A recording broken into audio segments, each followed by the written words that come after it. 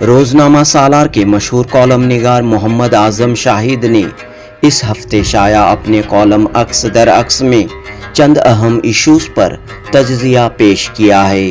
کشمیر میں دفاع 370 کے خاتمے پر سپریم کورٹ کا فیصلہ، پارلیمنٹ میں سخت سیکیورٹی کو توڑتے ہوئے 2 نوجوانوں کی دراندازی، 78 ارکان پارلیمان کو معطل کرنے کا معاملہ اور میسور کے ایئرپورٹ کو حضرت ٹیپو سلطان شہید کے نام سے منسوب کرنے کا مطالبہ۔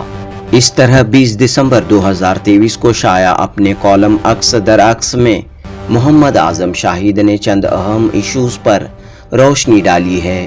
تو محترم ناظرین، پیش ہے محمد اعظم شاہد کی یہ تحریر۔ ملک میں کیا سے کیا ہوتا رہا ہے۔ ملک کے آئین کی دفعہ 370 کے تحت جموں و کشمیر کو جو خصوصی مراعات دی گئی تھیں، وہ 5 اگست 2019 پارلیمان کے دونوں ایوانوں میں منظوری کے بعد صدر جمہوریہ نے اس مذکورہ دفعہ کی منسوخی کے احکامات جاری کر دیے تھے۔ اس طرح 1954 سے 1954 سے جو خصوصی مراعات کشمیر کو دفعہ 370 کے تحت دیے گئے تھے وہ ختم کر دیے گئے اور یہ ریاست 3 حصوں میں تقسیم کر دی گئی۔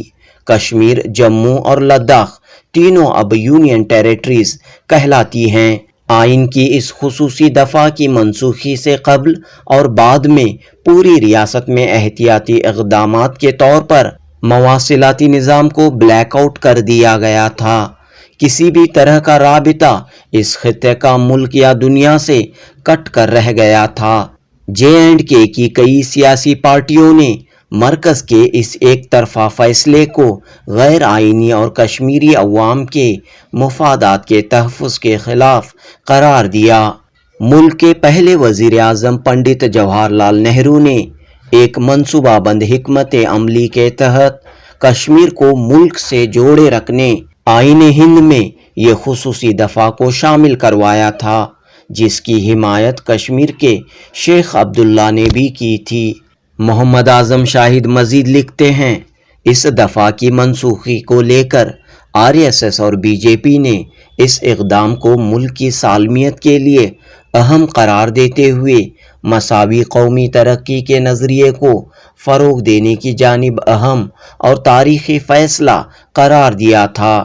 نئی تشکیل شدہ کشمیر، جموں اور لداخ میں منتخب حکومت کی غیر موجودگی میں یہاں کے عوام کی توقعات اب بھی ادھوری ہیں۔ آئین کی اس دفعہ کی منسوخی کی حمایت اور مخالفت کا سلسلہ جموں و کشمیر اور اس علاقے کے باہر بھی بحث کا موضوع رہا۔ ملک کی عدالت عظمیٰ سپریم کورٹ میں خصوصی دفعہ کی منسوخی کو چیلنج کرتے ہوئے عرضیاں داخل کی گئیں، جس میں مطالبہ کیا گیا پھر سے دفعہ 370 کو بحال کیا جائے اور کشمیر کو حاصل خصوصی درجہ برقرار رکھتے ہوئے علاقے کے عوام کے مفادات کے تحفظ کو یقینی بنایا جائے۔ ان عرضیوں پر سنوائی ہوتی رہی۔ کشمیر کی سیاسی پارٹیاں پر امید تھیں کہ فیصلہ ان کے حق میں ہوگا۔ بالآخر 11 دسمبر 2023 کو عدالت عظمیٰ کی 5 رکنی بینچ بشمول چیف جسٹس DY چندرچوڑ نے فیصلہ سنایا کہ دفعہ 370 کو منسوخ کرنے کا حکم آئینی طور پر درست ہے۔ بتایا گیا کہ جموں و کشمیر کی آئین ساز اسمبلی کی سفارش صدر جمہوریہ پر پابند نہیں ہے۔ اس خصوصی دفعہ کی منسوخی کو آئینی قرار دیتے ہوئے فیصلے میں واضح کیا گیا ہے کہ دفعہ 370 کا نفاذ عبوری ٹیمپروری تھا اور اس کو ہٹانے کا صدر جمہوریہ ہند کو پورا اختیار ہے۔ اس طرح جموں و کشمیر ہندوستان کا اٹوٹ حصہ ہے اور ہندوستان میں شامل ہو جانے کے بعد اس میں خود مختاری کا عنصر باقی نہیں رہا۔ ایسی حالت میں اس کے لیے کوئی خاص انتظامات نہیں کیے جا سکتے۔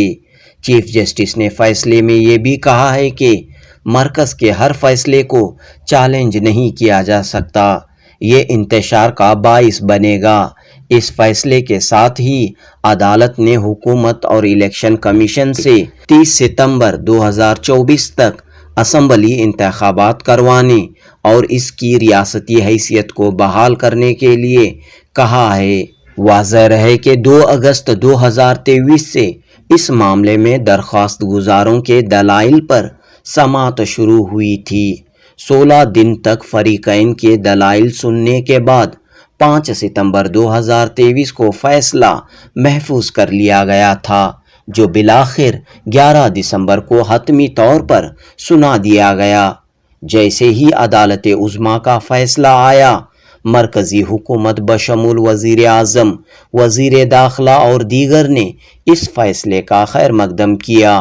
RSS کے ترجمان نے اس فیصلے کو قومی دھارے میں ترقی کے لیے شمولیت بتاتے ہوئے قومی یکجہتی کی جانب مثبت قدم قرار دیا ہے۔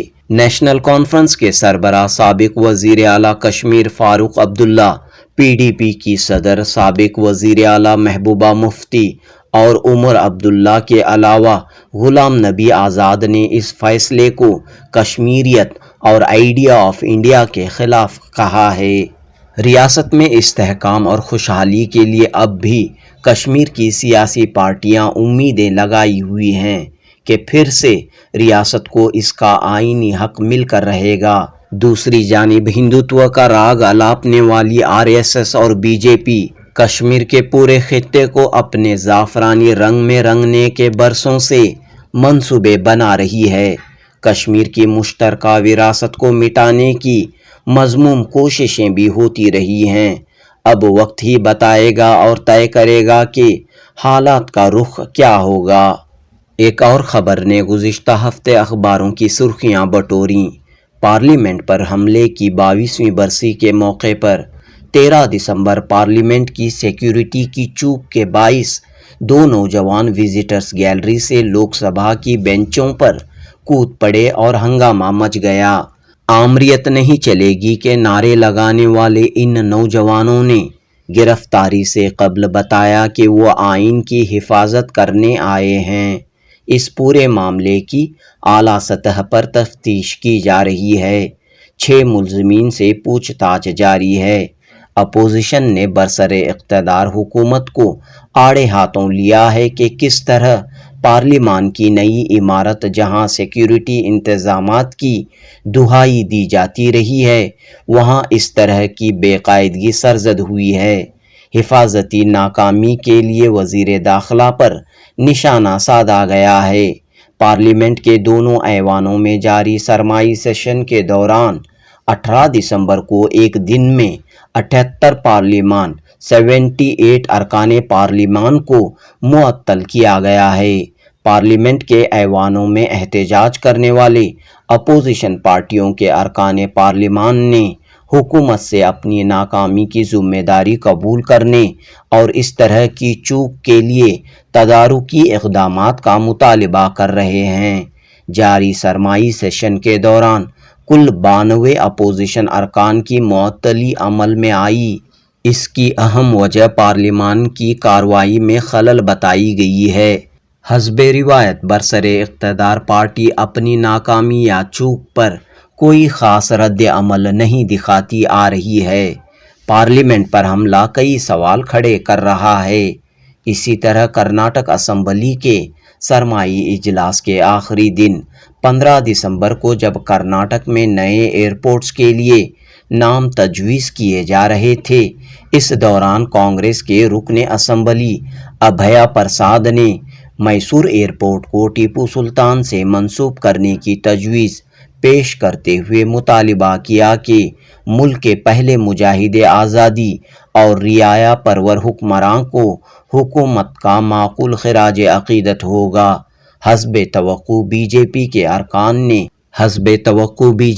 ارکان نے اس پر ہنگامہ کھڑا کر دیا اور سلطان ٹیپو کی مخالفت میں وہی روایتی من گھڑت واقعات کی دہائی دیتے ہوئے غلط بیانی کے نئے ریکارڈز قائم کیے۔ بشکریہ روزنامہ سالار محمد اعظم شاہد، جنوبی ہند نیوز رپورٹ۔